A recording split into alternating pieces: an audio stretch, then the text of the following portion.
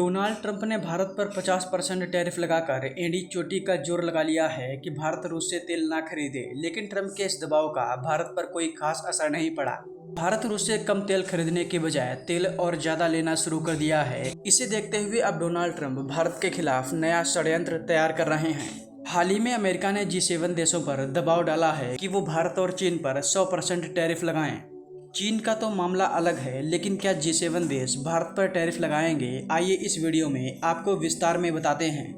G7 group में पश्चिमी देशों की सबसे बड़ी अर्थव्यवस्थाएं आती हैं। इस ग्रुप में 7 देश हैं जिनके नाम हैं America, Canada, France, Britain, Germany, Italy और जापान।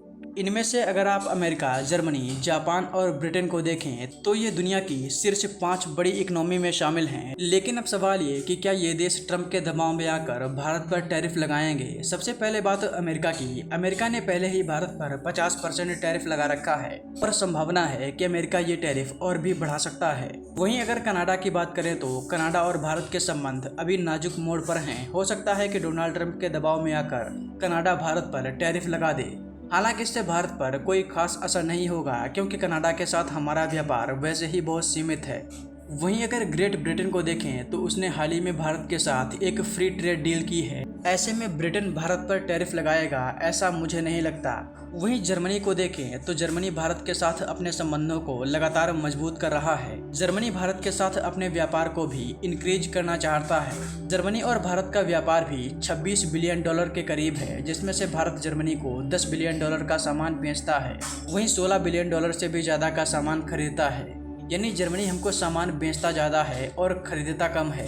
ऐसे में जर्मनी ट्रंप के दबाव में आकर भारत पर टैरिफ लगाएगा ऐसा नहीं लगता। वहीं अगर फ्रांस की बात करें तो फ्रांस और अमेरिका के रिलेशन इस समय कुछ ठीक नहीं है। फ्रांस के हथियारों के लिए इंडिया बहुत बड़ी मार्केट है।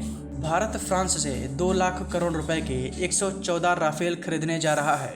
ऐसे में मुझे नहीं लगता कि फ्रांस डोनाल्ड ट्रंप के कहने से भारत पर टैरिफ लगाकर अपने रिलेशन खराब करेगा।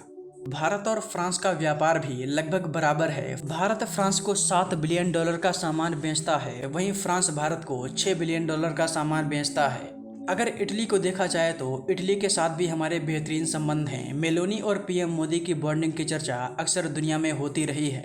भारत इटली के साथ $14 बिलियन का व्यापार करता है, जिसमें हम लोग इटली को सामान बेचते ज़्यादा हैं और खरीदते कम हैं। मुझे अभी ऐसा नहीं लगता कि डोनाल्ड ट्रंप के कहने से इटली भारत पर टैरिफ लगाएगा। अब बात करते हैं जापान की। जापान G7 का बहुत इम्पोर्टेंट मेंबर है। हाल ही में पीएम मोदी ने जापान का दौरा भी किया था। इस दौरे के समय जापान ने कहा था कि आने वाले कुछ सालों में जापान भारत में $68 बिलियन का निवेश करेगा। जापान क्वाड का मेंबर भी है, लेकिन जिस तरह से ट्रंप ने भारत पर टैरिफ लगाकर क्वाड ग्रुप को कमजोर किया है, उसे देखकर ऐसा नहीं लगता कि जापान भी ये गलती करेगा। चीन और जापान के बीच लंबा सीमा विवाद रहा है। ऐसे में जापान नहीं चाहेगा कि भारत चीन के और नज़दीक जाए। इसी वजह से कहा जा सकता है कि जापान भारत पर टैरिफ लगाएगा, इसकी संभावना बहुत कम है। हालांकि अब देखना ये होगा कि ट्रंप के दबाव में G7 देश आते हैं या नहीं।